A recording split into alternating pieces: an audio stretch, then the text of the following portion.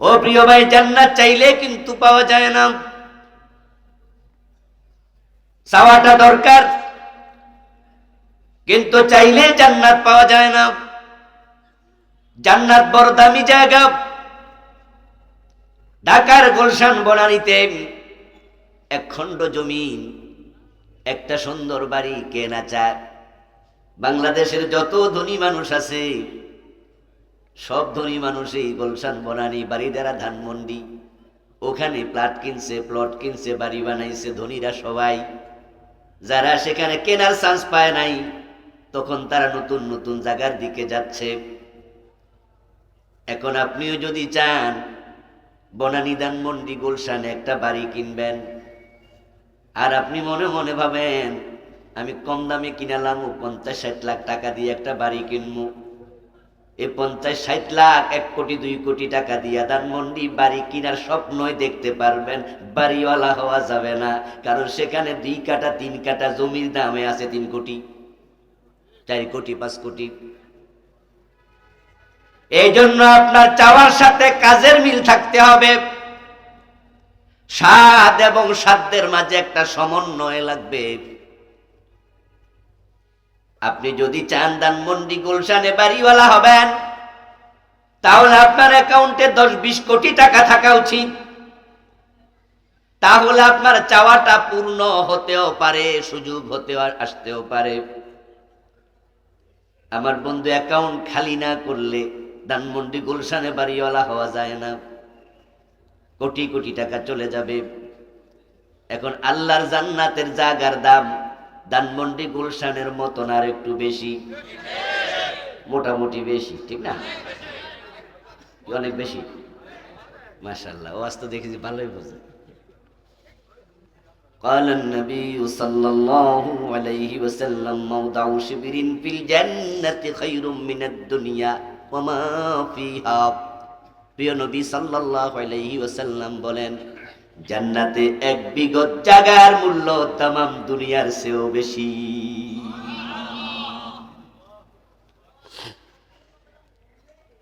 দুনিয়া এবং দুনিয়াতে যা আছে সব বিক্রি করে জান্নাতে 1 বিগত জায়গা কেনা যাবে না। আমার বন্ধু, ওই জান্নাতে যেতে হলে কিছু কাম কাজ লাগবে, শুধু চাইলে পাওয়া যায় না। এখন জান্নাত আল্লাহ যাকে দেবে, আল্লাহ বড়, তাই আল্লাহর জান্নাতটা ছোট না বড়? আল্লাহ যেমন বড়, আল্লাহর দানও তত, আল্লাহর মনও তত, আল্লাহর দয়াও তত, আল্লাহর করুণাও তত। এজন্য 100 জনরে খুন কইরা জান্নাত পাইছে এমন হাদিসও আছে। এগুলা দিয়া বোঝা যায় আল্লাহর দানের কোনো শেষ নাই, করুণার কোনো শেষ নাই। আবার ফেরাউনরে পানিতে ডুবাইছে, নমরুদরে জুতার বাড়ি খাওয়াইছে, এটা দ্বারা বোঝা যায় আল্লাহর শাস্তিটাও বড়। সবকিছু কামাল, সবকিছু পূর্ণ। আমার প্রিয় ভাই, আল্লাহ তাআলা বড়, তাই তার জান্নাতটাও বড়। শুধু চাইলে এত বড় জান্নাত আপনি পাবেন না, কিছু কামকাজ আছে। রাসূলুল্লাহ সাল্লাল্লাহু আলাইহি ওয়াসাল্লাম বলেছেন, আল্লাহর যত বান্দা জান্নাতে যাবে, সবার পরে যে জান্নাতে যাবে, যে জান্নাতে ঢোকার পর জান্নাতের দরজা চিরদিনের জন্য বন্ধ হয়ে যাবে, নতুন করে আর কেউ জান্নাতে ঢুকতে পারবে না। ওই লোকটার ব্যাপারে একটু কাহিনী শুনুন। হাদিসটা খুব ইন্টারেস্টিং, খুবই চমৎকার। রাসূলুল্লাহ বলেন, ওই লোকটা মূলত জাহান্নামী ছিল। ফাইন্নাহু ইয়াকুনু হুমামাম, ওই লোকটা জাহান্নামের মাঝে আগুনে জ্বলতে জ্বলতে অঙ্গার সম হয়ে যাবে। লাকড়ি আগুনে পোড়াইলে কি হয়? এই ভাই কথা কোন লাগবো কিছু? কয়লা হয় নাকি? এটারে আংরাও কয়, শুদ্ধ ভাষায় অঙ্গার বলে, কয়লা বলে। ফাইন্নাহু ইয়াকুনু হুমামা, প্রিয় নবী বলেন সে অঙ্গারের মতো, কয়লার মতো কালো হয়ে যাবে।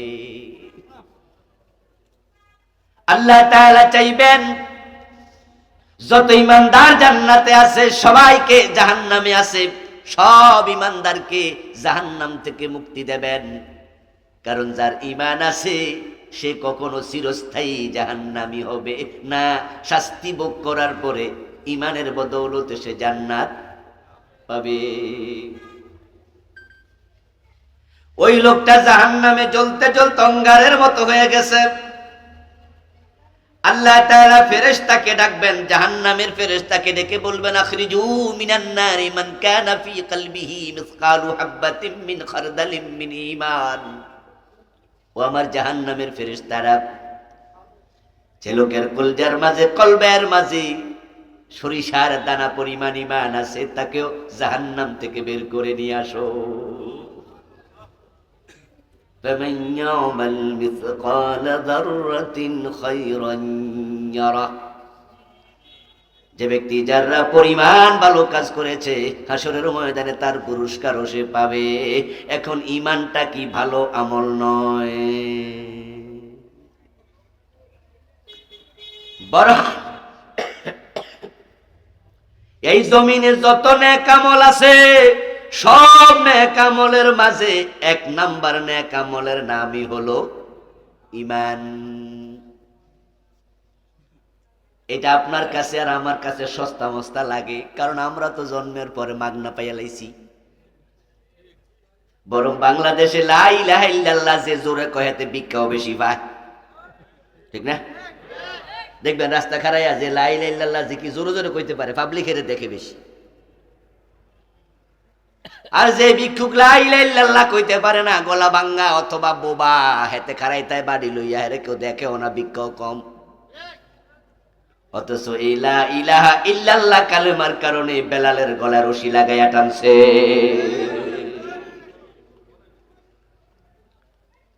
এই কালেমা বড় দামি, বড় দামি। এই জমিনে লা ইলাহা ইল্লাল্লাহর মতো ভারী আর কোন কালেমা নাই। একবার নবী মুসা আল্লাহর সাথে কথা বলতেছে তুর পাহাড়ে। ওয়াকাল্লামাল্লাহু মুসা তাকলিমা। মুসা আলাইহিস সালাম একমাত্র নবী যে আল্লাহর সাথে সরাসরি কথা বলেছে। অন্য কোন নবী মুসার মতো এত কথা বলে নাই, এজন্য মুসাকে কালিমুল্লাহ বলে। নবী মুহাম্মদুর রাসূলুল্লাহ সাল্লাল্লাহু আলাইহি ওয়াসাল্লাম সব নবীর মাঝে সেরা, কিন্তু আল্লাহর সাথে সরাসরি কথা বলছেন মাত্র একটা হাদিসে পাওয়া যায়, মাত্র একবার পুরা জিন্দেগিতে। প্রিয় নবীর সাথে আল্লাহর কথা হয়েছে মাত্র একটা হাদিস পাওয়া যায়, মাত্র একবার। আর যত কথা হয়েছে সব জিবরিলের মাধ্যমে হয়েছে, ওহীর মাধ্যমে হয়েছে, ডাইরেক্ট আর হয় নাই। যে হাদিসটা পাওয়া যায় সেটা হলো মেরাজের রাতে রাসূল যখন ফিরে আসতেছিলেন, তখন মুসা নবী জিজ্ঞাসা করছিল, বিমা উমিরতা, ও প্রিয় নবী, আল্লাহর সাথে মেরাজ কইরা ফিরে যাচ্ছেন, এখন যাওয়ার সময় আল্লাহ কি দিছে একটু শুনি। নিশ্চয় কিছু না কিছু। কিরে ভাইয়েরা কথা কয় না? আমার লোক কইলে শীত কমে যাব আর না ঘুমে ধরে যাব, কিন্তু আল্লাহ যেহেতু আপনাকে আসমানে ডাইকে আনছে, নিশ্চয় কিছু না কিছু দিছে। ওই ষষ্ঠ আকাশে নবী মুসার সাথে কথা হচ্ছে রাসূলের। মুসা আলাইহিস সালাম বলতেছে, বিমা উমিরতা, কোন জিনিস দিছে এটা একটু কোন। আমার রাসূল জবাব দেয়, ফুরিজাত আলাইয়া খামসিনা সালাত ফি কুল্লি ইয়াউমিন ওয়া লাইলা, প্রতিদিন এবং রাতে আল্লাহ 50 ওয়াক্ত নামাজ ফরজ করে দিছে। কয় ওয়াক্ত? কথা কোন? মুসা আলাইহিস সালামের উপর আল্লাহ রহম করো, আল্লাহ মুসা নবীর উপর রহম করো, মুসা নবীর উপরে আল্লাহ তুমি রহম করো। যদি সেদিন নবী মুসা রাসূলুল্লাহকে প্রশ্ন না করত, রাসূল 50 ওয়াক্ত লইয়া যদি দুনিয়ায় আসা যাইতো, তাহলে মসজিদে ইমামও খুঁজা 5 ওয়াক্ত নামাজ, এতে মুসল্লি ফজরের টাইমে কয়জন? এমন মসজিদও আছে দু তিনজন, এমন মসজিদও আছে ইমাম আর মুয়াজ্জিন, কোন মুসল্লি আর নাই। যদি নামাজ 50 ওয়াক্ত হইতো ইমামও পাইতেন না। মুসা আলাইহিস সালাম শুনলেন 50, সাথে সাথে তিনি বললেন ইরজি ইলা রাব্বিকা ফাসালহু তাখফীফ। ও নবী মুহাম্মদ সাল্লাল্লাহু আলাইহি ওয়াসাল্লাম, আপনি আল্লাহর কাছে যান, উনাকে বলেন যেন তিনি কমায়া দেয়। এবার রাসূল সাল্লাল্লাহু আলাইহি সাল্লাম পরামর্শটা শুনলেন। এতে বোঝা যায় অনেক সময় যারা সিনিয়র তাদেরকে জুনিয়ররা পরামর্শ দিল শোনা যায়, শোনা উচিত। যুক্তিমতো হইলে জুনিয়রদের কথার মাঝে বরকত। স্বৈরাচার হবেন না। যারা স্বৈরাচার তারা কারো কথা যা মনে চায় তা করে, ঠিক নেই? এটা আল্লাহর বড় পছন্দনীয় কাজ। বরং পরামর্শ করে কাজ করা এটা আল্লাহর কাছে বড় পছন্দনীয়।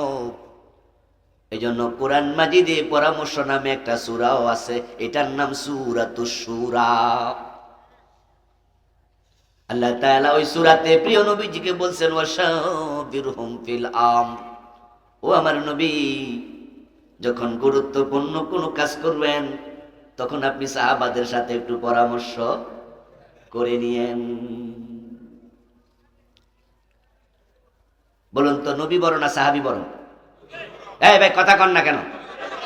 নবীরা বড় না? উম্মতের চেয়ে নবী নিশ্চয়ই বড়, নাকি? তো আল্লাহ নবীর কে পরামর্শ করে, তো ছোট লোকে কি এর পরামর্শ? আমাদের ব্যবসা তো তুই কি বোঝস? চুপ করে থাক, ছোট মানুষ কথা করছে।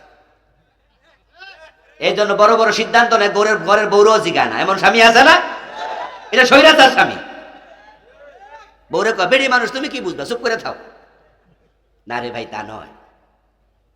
মেয়ে বিয়ে দেবে, মেয়েরে জিগায়ও না, একটু পরামর্শ করে না। বরং বাবা যায় আমায় কয় গোসল কর, কেন? সামনে কালকে বিয়া, ওঠ ও সেমরি তুই ওঠ, তোর বিয়া।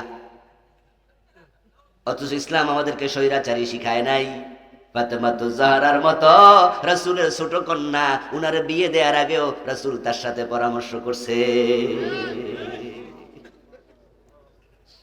ও ফাতেমা, তোমার বিয়ের জন্য অমুক প্রস্তাব পাঠাইছে। ও ফাতেমা, তোমার বিয়ের জন্য অমুকে প্রস্তাব পাঠাইছে, অমুকে প্রস্তাব পাঠাইছে, অমুকে প্রস্তাব পাঠাইছে। রাসূলুল্লাহ নাম বললেন, তারপরে এবার বললেন ফাতেমা, তোমার বিয়ের জন্য আলীও প্রস্তাব পাঠাইছে। তবে আলী দেখতে সুন্দর সুন্দর, শরীরে শক্তিও ভালো, আলীর মেধা বুদ্ধি অনেক বেশি। রাসূলুল্লাহ আলীর নাম বলার পরে কিছু প্রশংসার বাণীও ফাতেমারে শুনাইলেন। এবার বলছে ফাতেমা, কার ব্যাপারে তোমার সম্মতি আমার একটু জানাইয়া দিও। হযরত ফাতেমা বুঝে নিলেন বাবা কয়েকজনের নাম বলছে, কারো প্রশংসা করে নাই। আলীর নাম বলার পরে যেহেতু প্রশংসা করছে, বোঝা যায় বাবা আলীরে পছন্দ করছে। রাসূল সাফাই দেয় নাই সিদ্ধান্ত যে আমি আলীর সাথে বিয়া দিব। নাম বলছে, নাম বললো তুমি জানাও কার ভালো লাগে ক। ফাতেমাতু জাহরা রাদিয়াল্লাহু তাআলা আনহা নবী নন্দিনী, বড় মেধাবী। তিনি বুঝে নিয়েছেন আমার বাবা আলীর প্রশংসা যেহেতু করছে, আলীকে বাবা পছন্দ করে। উনিও বললেন বাবা, আপনি যদি আলীর সাথে আমাকে বিয়ে দেন আমার কোনো আপত্তি। রাসূল মেয়ের সাথে পরামর্শ করে, সাহাবীদের সাথে করে, কিন্তু আমরা দেখি এমন বড় নেতা দেশটা চালানোর সময় কারো পরামর্শের ধার ধারে না, এমন নেতাও পৃথিবীতে আছে, তবে বাংলাদেশে নাই। এটা উগান্ডায় আছে।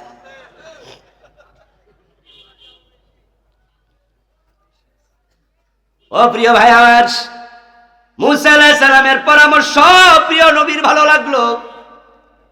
আল্লাহকে বললেন, আল্লাহ আপনি আমার উম্মতের নামাজ কিছু কমায়া দেন। আল্লাহ সাথে সাথে কয় যাও 10 মাফ। কেউ সুবহানাল্লাহ কয় না? আরে ভাই, মাফ না হইলে উপায় আসিল না। সারাদিন মসজিদে বইথান লাগতো কি 50 ওয়াক্তের উপায় আসিল? ব্যবসা বাণিজ্য, চাকরি বাকরি, আর এই যে ওয়াজে বসেন, ওয়াজও শুনতে রাখতেন না, কারণ নামাজ রাইতো তো 12-13 ওয়াক্ত করে যেত। বা আরো বেশি পড়তো, 25 ওয়াক্ত পড়তো, ভাগ করে দিল, দিনে 25 রাইতে 25, তো 25 ওয়াক্ত রাইতে হইলে কি ওয়াজ আবার 10 মাফ। আল্লাহর হাবিব রওনা দিলেন, মুসা নবী বললেন হইল না, আরো যান। রাসূল কয় কথা তো ঠিক, আল্লাহ কয় যাও আবার 10 মাফ। সুবহানাল্লাহ পড়েন।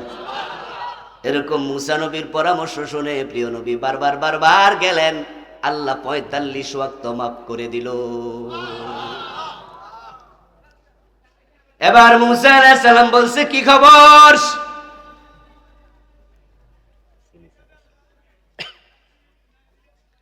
রাসূল সাল্লাল্লাহু আলাইহি ওয়াসাল্লাম বলে 5। মুসা নবী কয় আবার যান,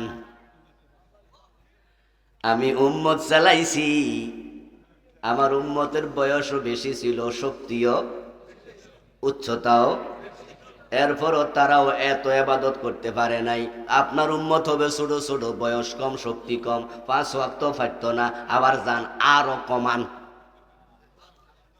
আমাদের প্রতি নবী মুসারও মায়া আছে, ঠিক কি না? এই জন্য আমরা নবী মুসাকে ভালোবাসি, ভালোবাসি না? আমরা উনার নাম নিলে বলি আলাইহিস সালাম, আমরা উনাকে সম্মান করি। আলাইহিস সালাম অর্থ হলো উনার উপরে শান্তি বর্ষিত হোক। এই যে আমি প্রথমে কতবার কইলাম আল্লাহ রহম করো তাকে, সালাম শান্তি বর্ষিত করো। নবী মুসা দারাজা সম্মান জান্নাতে আল্লাহ আরো বাড়াইয়া দাও, বলেন আমিন। কি দারুণ একটা পরামর্শ দিছে রে ভাই। আমি মাঝে মাঝে ভাবি উনারে পাইলে জান্নাতে একটা ফুলের মালা দিয়ে দিব আমি, আপনি কি উপকার যে করছেন, না আমরা জান্নাতে যাওয়া লাগতো না। এলাকায় খবর নিয়ে দেখেন 5 ওয়াক্ত মাত্র নামাজ, তা 1 ওয়াক্ত পড়ে না এমন জানোয়ার কত বড় নাফরমান, জুমারা পর্যন্ত পড়েন এমন লোক আছে, আসেনি? জুমার দিন দেখবেন নিমসার বাজারে বয়ে বয়ে চা খাইতেছে, বিড়ি টানতেছে, পাশে মসজিদ যায় না। আরে এই মসজিদের পাশে চা দোকানে মাগরিব টাইমে বয়ে থাকে, মুয়াজ্জিন হাইয়া আলাস সালাহ কইয়া চিৎকার দিয়া গলাটা ফাড়াই লইতেছে, নামাজে আসো নামাজে আসো। এবারে চা দোকানে বয়ে রয়েছে, মসজিদের সাথে চা দোকানটা। আরে মানুষ, আরে মানুষ। আল্লাহর হাবিব বলে 5, মুসা নবী বলে আবার যান। রাসূলুল্লাহ তখন বললেন না না, আপনি বারবার বলেছেন, আমি বারবার গেছি, হাত্তাস্তাহিয়াইতু ওয়া উসাল্লিমু ওয়া আরদা। এবার মুসা নবীকে প্রিয় নবী বলতেছেন আমি যাইতে যাইতে এখন শরম লাগে। তাই আল্লাহ যখন বলছে 5, আমি ওই 5 মেনে নিয়েছি। আল্লাহর হাবিব যখন এই কথা বললেন তখন আল্লাহ রাসূলের সাথে কথা বলেছে। একটি হাদিস পাওয়া যায়, সেটা হচ্ছে আল্লাহ তাআলার সে আজিম থেকে এবার ডাক দিয়া বলে ইয়া মুহাম্মদ লা ইউবাদদালুল কাউলু লাদাইয়া ইন্নাহুন্না খামসু সালাওয়াতিন ফি কুল্লি ইয়াউমিন ওয়া লাইলা বিকুল্লি সালাতিন 10 ফাযালিকা খামসুন। আওয়াজ দিয়া বলুন সুবহানাল্লাহ। রাসূলুল্লাহ সাল্লাল্লাহু আলাইহি ওয়াসাল্লামের সাথে এবার আল্লাহ ডাইরেক্ট কথা বলেছে। একটা হাদিসের কথা যে বললাম এটাই হলো সেটা। আল্লাহ বলছে ইয়া মুহাম্মাদু, ও আমার প্রিয় নবী মুহাম্মদ, লা ইউবাদদালুল কাউলু লাদাইয়া, আমার কাছে কথার কোনো পরিবর্তন নাই, সিদ্ধান্তের কোনো পরিবর্তন নাই। আমি আপনার উপর 50 ওয়াক্ত নামাজ ফরজ করেছি, আপনার উম্মতের উপর তাই করেছি। এখন কমাইতে কমাইতে আমি 45 ওয়াক্ত বাদ দিছি, কিন্তু আমার সিদ্ধান্তে পরিবর্তন হয় নাই। ওই 5 ওয়াক্ত নামাজ আপনার উম্মত যদি পড়ে, প্রতি ওয়াক্তে আমি 10 ওয়াক্তের সওয়াব দেব, 5 ওয়াক্তকে 50 বানায়া দেব।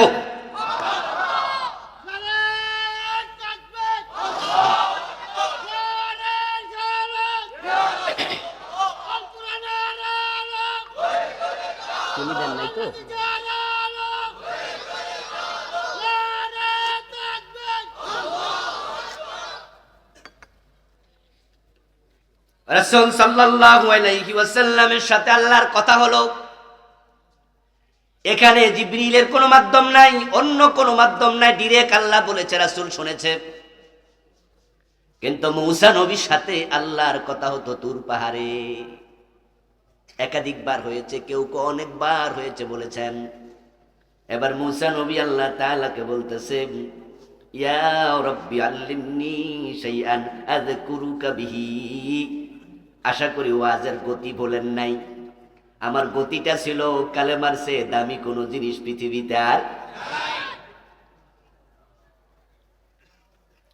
যেই কালেমা আমরা মাগনা পাইছি তাই গুরুত্ব দেই না। ওই বেলাল জানতো কালেমার গুরুত্ব কত। মুসা আল্লাহ তাআলার কাছে বলো, আমার রব আপনার সাথে আমি কথা বলি, আমার বড়ই ভালো লাগে, কিন্তু যখন বাড়ি চলে যাই তখন মনের মাঝে শূন্যতা তৈরি হয়। আল্লিমনি শাইআন আযকুরুকা বিহি, আপনি আমাকে এমন কোন একটা কালেমা শিখাইয়া দেন যেটা বাড়ি যাওয়ার পর আমি জপতে থাকবো আর আমার কাছে মনে হবে আমি আপনার সাথে কথাই বলছি। এই কথা শোনার পর আল্লাহ তাআলা বললেন, ঠিক আছে, যখন তোমার মনের মাঝে শূন্যতা আসবে, কুল লা ইলাহা ইল্লাল্লাহ, তুমি এই কালেমাটা পড়বা, লা ইলাহা ইল্লাল্লাহ, লা ইলাহা ইল্লাল্লাহ, লা ইলাহা ইল্লাল্লাহ, লা ইলাহা ইল্লাল্লাহ, আফজালুজ যিকরি লা ইলাহা ইল্লাল্লাহ। লা ইলাহা ইল্লাল্লাহর মতো সেরা আর কোন জিকির নেই। ও মুসা, এই কালেমা তুমি জপতে থাকবে। এই কথা শুনে নবী মুসা বলে, উরিদু শাইআন তাখুসুনি বিহি, ও আমার আল্লাহ, এই কালেমা তো আমি আগেই জানি, এটাই তো মানুষের কাছে দাওয়াত দিচ্ছি, প্রচার করতেছি, তামনে যা আমারে কইলেন এটাই পড়তাম, জপ করতাম, আমি তো আপনার কাছে আরো স্পেশাল একটা কালেমা চাইতেছি, যার জন্য দোয়া না করলেই নিজেকে অপরাধী মনে হবে। হুজুরকে পাশে বসিয়ে আপনাদের এই প্রোগ্রামে একাধিকবার আলোচনার সুযোগ পেয়েছিলাম। মরহুম মৌলানা শাহ মোহাম্মদ গোলাম সাদেক সাঈদী সাহেব, আল্লাহ তাআলা হুজুরের কবরকে জান্নাতের টুকরা বানিয়ে দিন, হুজুরের জীবনের সবগুলা গুনাহ আল্লাহ ক্ষমা করে দিন। আজকের মাহফিলে আমার পূর্বে অত্যন্ত চমৎকার ভাবে কোরআন এবং হাদিস থেকে মোদাল্লাল আলোচনা উপস্থাপন করেছেন প্রখ্যাত আলেমে দ্বীন শাইখুল হাদিস রহিম মেটাল কেন্দ্রীয় জামে মসজিদের সম্মানিত খতিব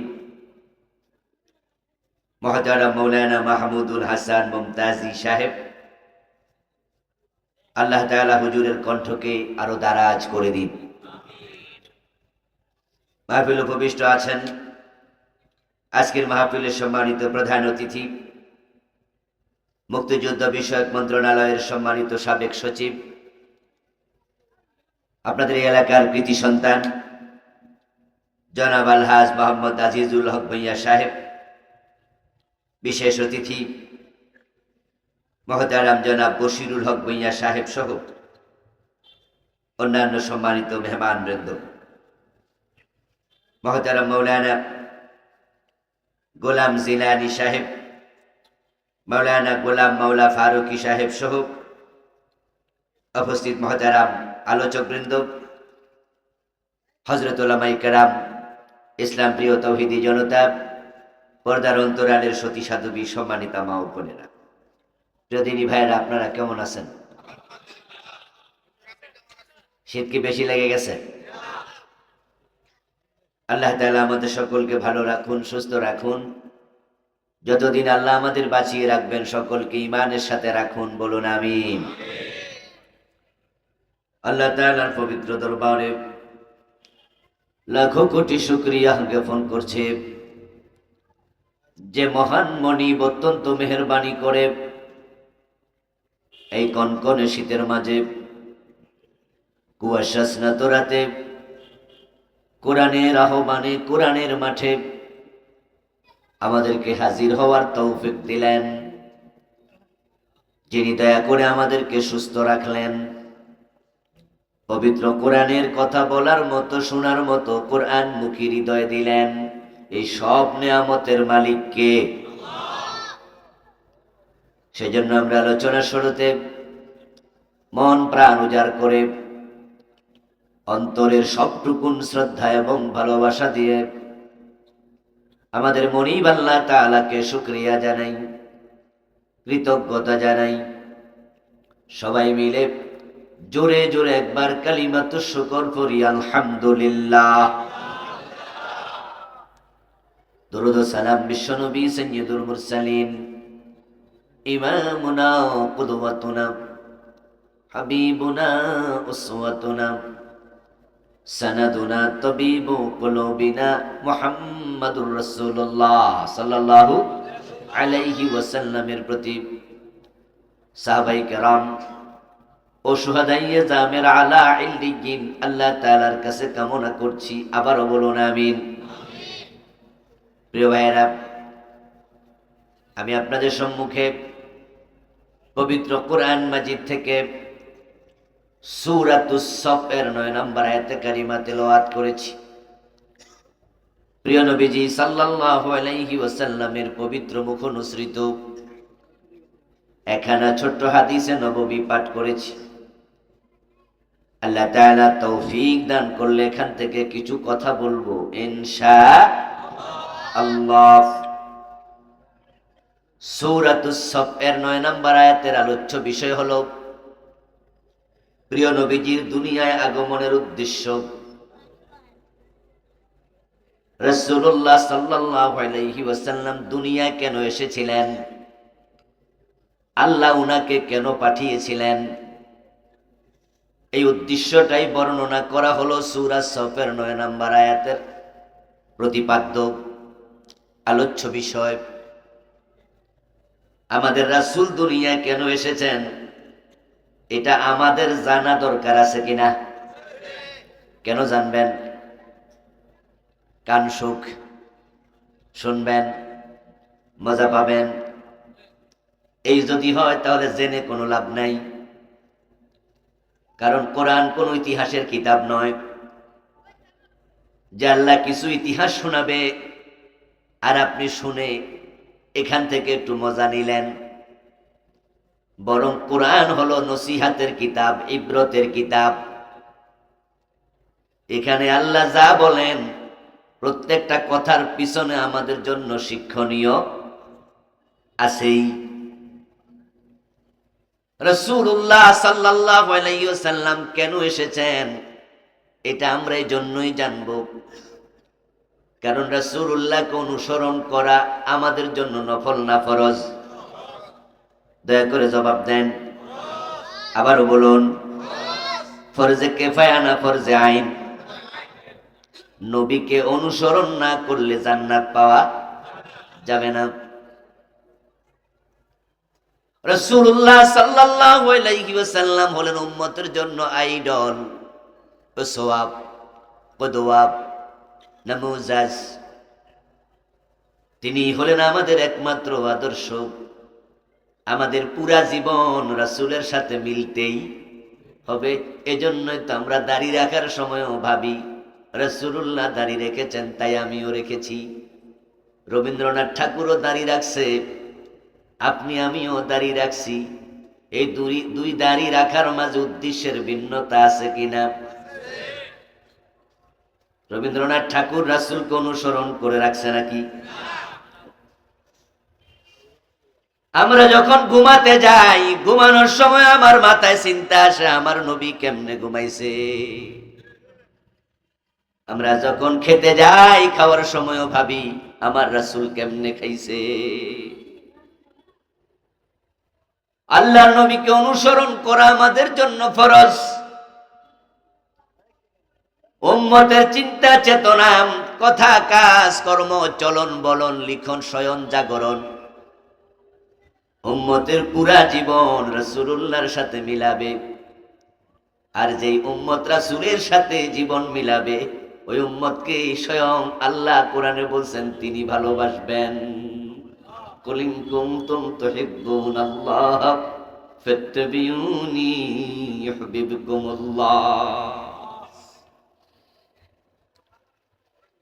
আপনি আর আমি যদি আল্লাহর ভালোবাসা পেতে চাই, রাসূলের আদর্শে জীবনটা গঠন করা দরকার আছে না নাই? এখন রাসূল কেন এসেছেন আমরা জানব, কারণ উনার জীবনের লক্ষ্য যেটা হবে উম্মতের জীবনের লক্ষ্য হুবহু সেটাই বানাতে হবে। রাসূল যা বলেছেন উম্মত তাই বলবে, রাসূল যা করেছেন উম্মত তাই করবে। রাসূলুল্লাহর জীবনের মতো উম্মত জীবন সাজাবে। আর যেই উম্মতের সাথে রাসূলুল্লাহর মিল পাওয়া যাবে জীবনের, প্রিয় নবী বলছেন সে আমার সাথে জান্নাতে ঢুকবে। মান আহাব্বা সুন্নতি ফাকাদ আহাব্বানি ওয়া মান আহাব্বানি কানা মাই ফিল জান্নাহ। আমরা তো সবাই জান্নাতে যেতে চাই, ঠিক না? এখানেও হ্যাঁ কয় না, ঘটনা কি? জান্নাতে যেতে চান? আল্লাহকে এটা জানাইয়া দেন। ইবাদত করে জান্নাত পাওয়া সহজ নয়। আল্লাহকে খুশি করে ফেলেন। আল্লাহ যদি খুশি হয়ে যায়, আল্লাহর অনেক বান্দাকে আল্লাহ হাসরের দিন কাছে টেনে গুনার কথা স্মরণ করাইয়া গোপনে গুনাহ মাফ করে পাবলিকের সামনে বড় বানায় জান্নাত দিয়ে দেবে। তাকে খুশি করুন। আল্লাহ তাআলা আপনাকে ভালোবাসলে আপনি জান্নাত পেয়ে যাবেন। তার রহমত আপনার জান্নাত পাওয়ার মাধ্যম হবে। আর নবীকে যে অনুসরণ করে, আল্লাহ নিজে বলেন আমি আল্লাহ তাকে ভালোবাসি। রাসূল সাল্লাল্লাহু আলাইহি ওয়াসাল্লামকে ভালোবাসলে রাসূলের সাথে জান্নাত মিলবে। আমরা জান্নাতে যেতে চাই। আমাদের কলব থেকে, আমাদের দিল থেকে আমাদের রবকে আমরা অলওয়েজ জানাই, সব সময় জানাই আমাদের রব দয়া করে আমারে জান্নাত দিও, এবং আমার গুনাহগুলোর দিকে না তাকাইয়া তুমি রহমত দিয়ে আমারে ক্ষমা করে জাহান্নাম থেকে মুক্তি। এই যে জান্নাত আপনি চান, জাহান্নাম থেকে বাঁচতে চান, এই চাওয়াটাকে আল্লাহ বড়ই ভালোবাসেন। ইবনে মাজাতে এসেছে কালান নবী সাল্লাল্লাহু আলাইহি ওয়াসাল্লাম মান সাআলাল্লাহাল জান্নাতা সালাসা মাররাত ক্বালাতিল জান্নাতু আল্লাহুম্মা আদখিলহুল জান্নাহ ওয়া মান ইস্তাজারা মিনান নারি সালাসা মাররাত ক্বালাতিন নার আল্লাহুম্মা আজিরহু মিনান নার। আপনার অন্তরের চাওয়াটা আল্লাহর কাছে কত দামি এই হাদিস থেকে শুনুন। রাসূলুল্লাহ সাল্লাল্লাহু আলাইহি ওয়াসাল্লাম বলতেছেন, আল্লাহর কোন বান্দা যদি আল্লাহর কাছে 3 বার জান্নাত চায়, এই খবরটা আল্লাহ জান্নাতের কাছে পৌঁছায়া দেয়। আল্লাহ জান্নাতকে কথা বলার ক্ষমতা দেয়। তখন জান্নাত আল্লাহর কাছে বলে আল্লাহুম্মা দিখুলহুল জান্নাহ, ও আল্লাহ এই লোকটা যেহেতু জান্নাতে আসতে চায়, আমি জান্নাতও তোমার কাছে অনুরোধ করি তাকে জান্নাতে প্রবেশ করাইয়া দাও। ওমান ইস্তাজারা মিনান নারি সালাসা মাররাত, যখন কোন ব্যক্তি আল্লাহর কাছে 3 বার জাহান্নাম থেকে ফানা চায়, এই মেসেজটা আল্লাহ তাআলা জাহান্নামের কাছে পৌঁছায়া দেন। ওয়াকালাতিন নারু আল্লাহুম্মা আজিরহু মিনান নার, জাহান্নামকে আল্লাহ কথা বলার শক্তি দেন। তখন জাহান্নামও বলে আল্লাহ আমি অনুরোধ করি, সে যেহেতু জাহান্নাম থেকে ফানা চায়, তুমি তাকে দয়া করে জাহান্নাম থেকে মুক্তি দিয়ে দাও। আমরা আল্লাহ তাআলার কাছে জান্নাত চাই, জাহান্নাম থেকে ফানা চাই। আমি প্রশ্ন করেছিলাম আপনারা জান্নাতে যেতে চান কিনা, জবাবটা একটু আস্তে ছিল, ক্ষীণ শব্দে ছিল। এখন একটু জোরে আমি শুনতে চাই, জান্নাতে যাওয়ার চিন্তা আছে না নাই? সবাই জান্নাতে যেতে চান? বাকি কথা বলার আগে একটু দোয়া করে ফেলি। গভীর রাত, রাতের প্রথম অংশ চলে গেছে, প্রায় দ্বিতীয় অংশ চলছে। ও রব, তুমি আরশে আজিম থেকে দেখো, সবকিছু তুমি শোনো। আমরা তোমার কাছে সবাই মিলে জান্নাত চাই, তুমি দয়া করে আমাদেরকে জান্নাতের মেহমান বানায়া দাও।